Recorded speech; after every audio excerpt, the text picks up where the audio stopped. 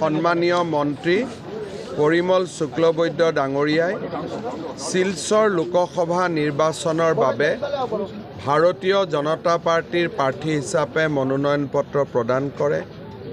এই মনোনয়ন পত্ৰ অনুষ্ঠানত আমি বিশেষকৈ আমাৰ ৰাজ্যিক সভাপতি ভৱেশ কলিতা ডাঙৰীয়া, আমাৰ সহপ্ৰভাৰী পৱন শৰ্মা ডাঙৰীয়া আৰু শিলচৰৰ সাংসদ ডক্টৰ ৰাজদীপ ৰয় আমি তেখেতক সংগ দিলোঁ আৰু এইটো কথা নিশ্চিত যে শিলচৰ লোকসভা আসনখনত পৰিমল শুক্লবৈদ্য ডাঙৰীয়া বিপুল ভোটত জয়লাভ কৰিব।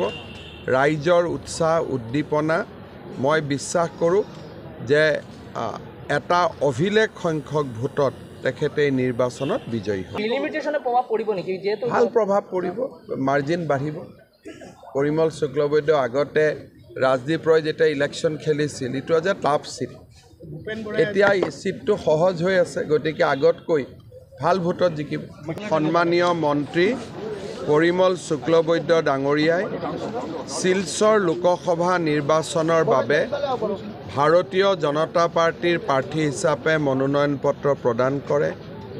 এই মনোনয়ন পত্ৰ অনুষ্ঠানত আমি বিশেষকৈ আমাৰ ৰাজ্যিক সভাপতি ভৱেশ কলিতা ডাঙৰীয়া, আমাৰ সহপ্ৰভাৰী পৱন শৰ্মা ডাঙৰীয়া আৰু শিলচৰৰ সাংসদ ডক্টৰ ৰাজদীপ ৰয় আমি তেখেতক সংগ দিলোঁ আৰু এইটো কথা নিশ্চিত যে শিলচৰ লোকসভা আসনখনত পৰিমল শুক্লবৈদ্য ডাঙৰীয়া বিপুল ভোটত জয়লাভ কৰিব।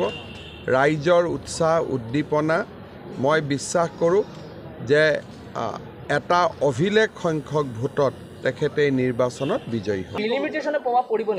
ভাল প্ৰভাৱ পৰিব, মাৰ্জিন বাঢ়িব।